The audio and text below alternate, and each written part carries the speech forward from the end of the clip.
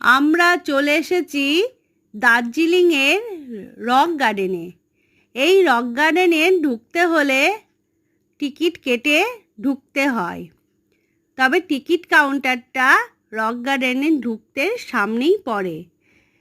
Per head 20 টাকা করে লাগে।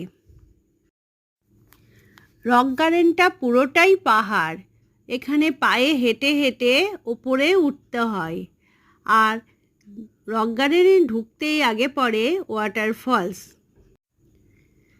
ধীরে ধীরে পাহাড়ে উঠতে থাকি, কিন্তু পাহাড়ে যতই ওপরে উঠি না কেন ততই নির্জন, কেননা পাহাড়টা অনেক উঁচু, তো সবাই উঠতে পারে না।